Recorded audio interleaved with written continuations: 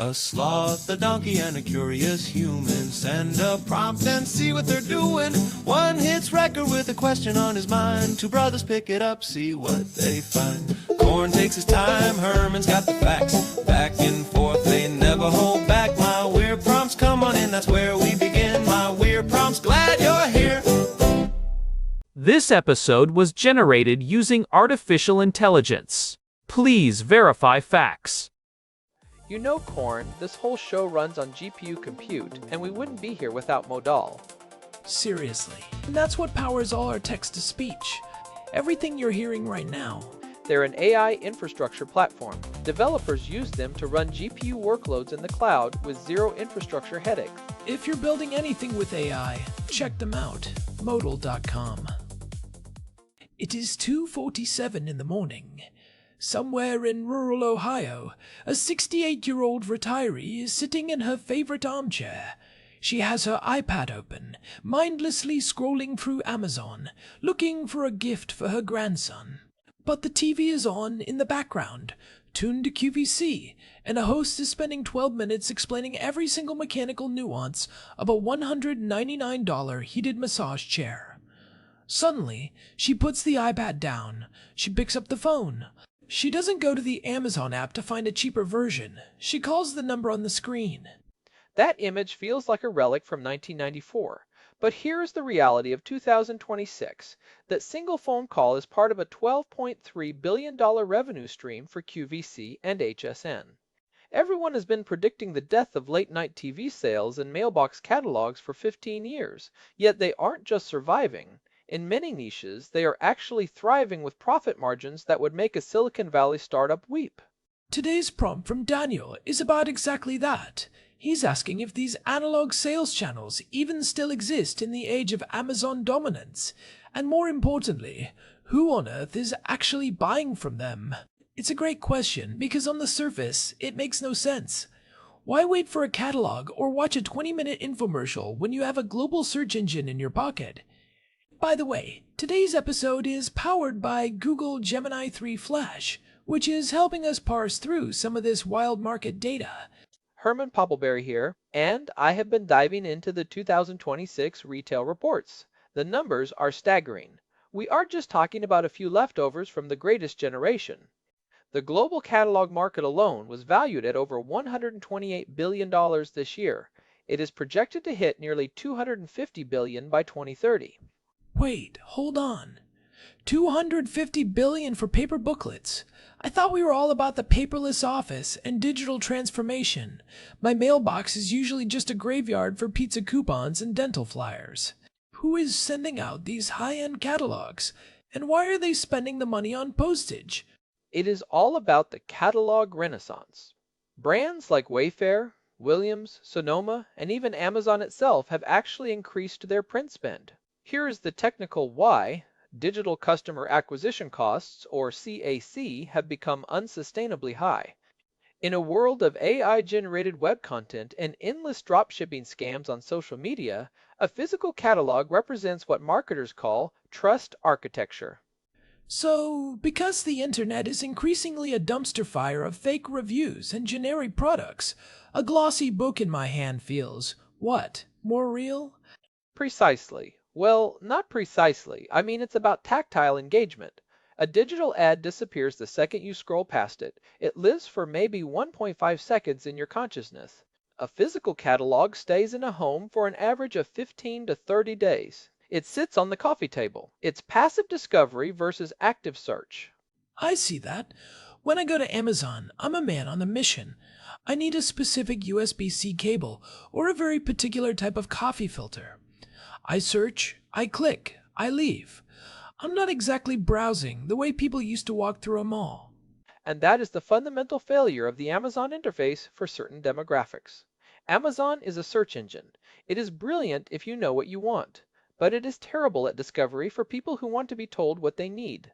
This is where the late-night TV sales and catalogs win. They solve problems you didn't even know you had. Like the slap chop or those copper pans that supposedly nothing sticks to. Those are the classics, but the 2026 version is more sophisticated. Think about companies like Hammacher Schlemmer. They did a massive catalog redesign last year. They targeted the 55 to 75 demographic with larger fonts, simplified ordering, and, this is key, a heavy emphasis on vetted legitimacy. Their conversion rates jumped 23% because they leaned into being the anti-Amazon.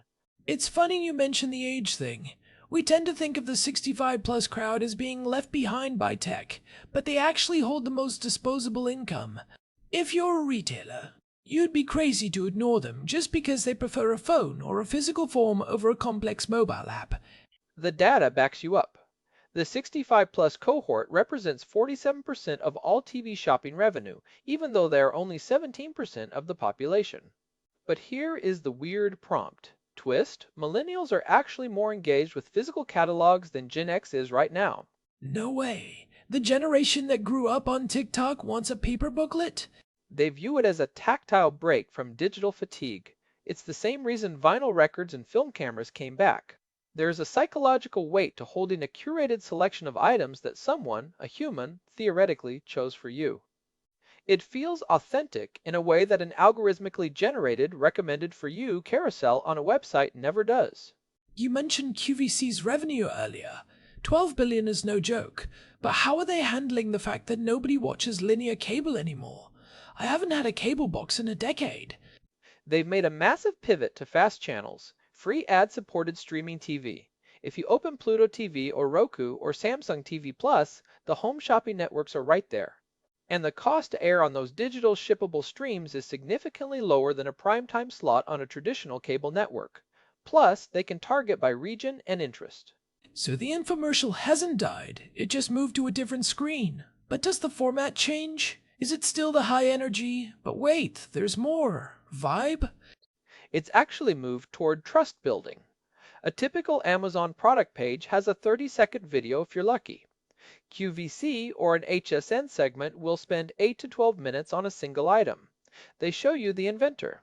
They show you the product being dropped, washed, used in a kitchen, and compared to competitors. That long-form demonstration format converts 3 times better than a static product page for their target demographic. I can see how that works for something complex. If I'm buying a complicated piece of exercise equipment or a high-end blender, 12 minutes of someone actually using it is much more convincing than reading 45 conflicting reviews from Amazon customer who might be a bot. And that brings us to the easy pay system. This is a technical mechanism that Amazon has tried to copy with buy now, pay later integrations, but the TV networks perfected it decades ago. They offer installment plans directly through their own credit systems. For a senior on a fixed income, seeing 4 payments of $49 is much more palatable than a $200 hit to the debit card all at once. It's friction reduction at its finest. Okay, so we have the trust architecture and the friction reduction. But what about the logistics? Amazon has the most sophisticated delivery network on the planet. How does a catalog company in Ohio or a TV network in Pennsylvania compete with Order Now, Get It by Dinner? They don't try to compete on speed. They compete on curated shipping. Catalog companies often use consolidated regional warehouses, which keeps their overhead much lower than Amazon's sprawling fulfillment center in every city model. And because their customers aren't in a prime rush, they can use slower, cheaper shipping methods that are baked into a slightly higher product margin. It's a completely different economic game. Amazon is about volume and velocity. These guys are about margin and loyalty. Sorry, I shouldn't say exactly. The loyalty factor is massive. QVC's best customers, the ones who buy more than 20 items a year, represent the vast majority of their revenue. These people aren't just shopping, they are part of a community. They know the host names. They call in to talk to them on air. You don't call Jeff Bezos to tell him how much you like your new toaster. Could you imagine? Hey Jeff, long-time listener, first-time buyer. This toaster really browns the sourdough evenly. He'd probably just hang up and automate your job. But it's interesting you mentioned the community aspect. It reminds me of the Amazon Live experiments. They tried to do their own version of QVC with influencers streaming on the site. Has that actually worked? It's been a mixed bag. The problem Amazon has is that their platform is fundamentally transactional. You go there to get something. You don't go there to hang out. QVC and HSN are destination viewing. People turn them on for company. It's background noise that occasionally asks for your credit card. Amazon Live feels like an ad you have to click through. TV shopping feels like a talk show that happens to sell things. That's a subtle but huge distinction. It's entertaining commerce versus commercialized entertainment. And look at the return policies. This is a huge psychological lever. Catalog companies often have no questions asked, 60 or 90-day return windows. On Amazon, you're often dealing with third-party sellers and algorithmic return suggestions that can be a nightmare. Hemaker Schlemmer, for example, has their lifetime guarantee. If you buy a flashlight from them and it breaks in 5 years, you send it back. That kind of promise is what keeps a 70-year-old coming back to a catalog instead of rolling the dice on a sponsored listing on page 1 of a search result. It's the buy it for life angle. We've talked about that before in a different context, but it fits perfectly here. These legacy channels are positioning themselves as the adults in the room, compared to the chaotic bazaar of the modern internet. There is also the logistics arbitrage happening in 2025 and 2026. Walmart actually acquired Vizio's streaming platform recently to integrate shoppable TV directly into the hardware. They aren't trying to build a new QVC, they're trying to turn every TV into a catalog. If you're watching a cooking show and you see a pan you like, you press a button on your remote and it's added to your Walmart cart. It's a hybrid of the two worlds. So the as seen on TV sticker isn't going away. It's just becoming a digital metadata tag. But I want to go back to the catalog renaissance for a second. If I'm a brand like Patagonia or Restoration Hardware, why am I sending out a 300-page book that costs $5 to print and $3 to mail? That's $8 per person before they've even bought a sock. Because the ROI on house lists, customers who have bought from you before, is 161%. That is higher than any paid digital channel in 2025. When you send a catalog to someone who already likes your brand, you aren't just selling a product, you are reclaiming their attention. In a world where their inbox is filtered by AI and their social media feed is a blur, that physical book is a high signal event. It's like a mini showroom in their house. That's a good way to put it. It's a showroom that doesn't require them to drive to the mall. And for premium goods, the photography and paper quality matter. You can't communicate the vibe of a $5,000 sofa on a 6-inch smartphone screen as effectively as you can in a large format, high-resolution print catalog. I'm thinking about the trust gap again. We've seen a lot of issues lately with review inflation on big platforms. You see a product with 10,000 five-star reviews, and you just assume half of them are AI generated. Does the catalog or the TV host act as a human filter for that? That is their entire value proposition. The vetted nature of a catalog like Sharper Image or a TV segment on HSN is the antidote to the infinite choice problem. Barry Schwartz wrote about the paradox of choice, the idea that too many options lead to anxiety and indecision. Amazon gives you 10,000 blenders, QVC gives you 2. They tell you why the second one is better, they show you how it works, and they give you a payment plan. They've done the work of choosing for you. It's curation by proxy. I pay a slightly higher price in exchange for not having to spend 3 hours reading reviews of blenders. And for a certain demographic, that is a bargain. Time is money, even if you're retired. Or perhaps especially if you're retired and you just want things to work. Let's talk about the slap chop era versus now. You mentioned that, as seen on TV, brands are using TV as a top-of-funnel awareness tool to drive sales to their Amazon storefronts. That seems like a if you can't beat 'em, join 'em strategy. It's actually very clever. A brand will run a 30-minute infomercial on a fast channel at 2 in the morning. They know that only a small percentage of people will call the number. But they also know that the next day, thousands of people will search for that brand name on Amazon. By running the TV ad, they've created branded search volume, which is much cheaper to convert on Amazon than generic keywords like kitchen gadget. So the TV ad is the commercial and Amazon is the checkout counter. I mean, it is a symbiotic relationship. Amazon gets the fulfillment fee, and the ASOTB brand gets the mass market exposure that only video can provide. This is why the industry is projected to reach $70 billion this year despite being dead. 70 billion. That is a lot of miracle. Cleaning solutions and revolutionary garden hoses. It's not just gimmicks anymore. We're seeing high-end electronics, beauty products, and even home security systems using this model. The TikTok shop is essentially just Gen Z QVC. It's the same psychological triggers, limited time offers, live demonstrations, and social proof. The only thing that changed is the aspect ratio of the video. That's a brilliant point. We act like TikTok Shop is this revolutionary new way to buy things, but it's just a vertical infomercial. The Slap Chop guy would have been a god on TikTok. He probably would have had 10 million followers and a brand deal with Chipotle. He really was ahead of his time. The hook, problem, solution, call to action formula is universal. Whether it's in a paper catalog from Sears in 1920 or a 60-second clip on a phone today, the mechanics of human persuasion haven't changed. So, to Daniel's question, yes, they very much still exist.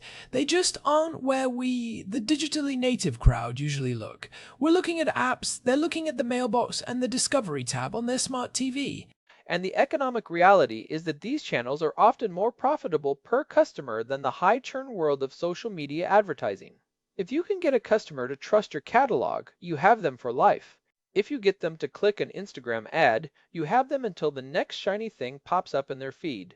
What about the sustainability angle? I can imagine people getting annoyed by the junk mail aspect of catalogs. Is there a pushback against the environmental cost of printing all that paper? There is, and that's why the house list targeting has become so precise. Companies aren't blanketing neighborhoods anymore. They use sophisticated AI modeling, ironically, often powered by the same models that run the digital ads to predict exactly who is likely to open and buy from a catalog. They only send them to high probability targets. It's precision print. Precision print. Sounds like a fancy way to say, we know you're a sucker for high-end gardening tools. Well, if the sucker gets a tool they love and it lasts them 20 years, everyone wins. Fair point. So, what's the takeaway here for the rest of us? If you're a business owner or a developer, what can you learn from the fact that QVC is still printing money? The first takeaway is, don't ignore the human demonstration factor. If your product is complex, a 30-second clip isn't enough. You need to build trust through long-form explanation. People want to see the how and the why, not just the what. And second, friction isn't just about clicks. Sometimes friction is about trust. If I don't trust the source, the fastest checkout in the world won't make me buy. These legacy channels spend all their energy on building that trust up front, so that by the time you pick up the phone, the sale is already done. And finally, don't assume that just because a technology is old, it is ineffective.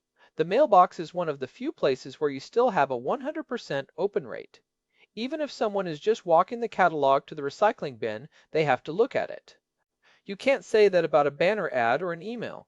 I'm going to start a catalog for my weird prompts. Glossy photos of us. Well, photos of a sloth and a donkey discussing deep-sea mining and AI safety. I think the tactile break of seeing a donkey in a sweater might actually be a huge hit with the millennial demographic. Herman's Picks, the best research papers of 2026. Call now and get a free highlighter. I'd buy it. Of course you would. You're the target demographic for nerdy donkey content. But seriously, it's a fascinating look at how old school isn't gone school. It's just niche school. And those niches are worth billions. It's a reminder that the world is much bigger and more diverse in its habits than our own filter bubbles suggest. Just because your friends don't buy from catalogs doesn't mean no one does. It's a good lesson in humility for the tech world. We think we've disrupted everything, but sometimes the disrupted just move to a different room and keep doing exactly what they were doing, quite successfully. There is a certain comfort in that. The persistence of the physical and the human in a world that feels increasingly virtual.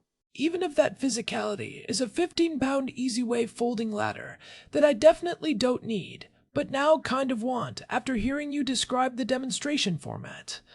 The ladder is actually quite impressive. It can support up to 300 pounds and... Stop. Don't sell me the ladder, Herman.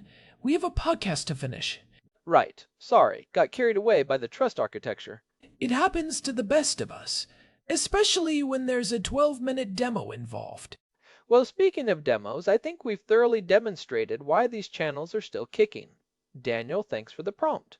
It's a great reminder to look outside the Amazon box every once in a while. And a reminder that if you're ever awake at 3 a.m. and feeling lonely, There's probably a very friendly person on a fast channel who wants to tell you all about a new kind of mop.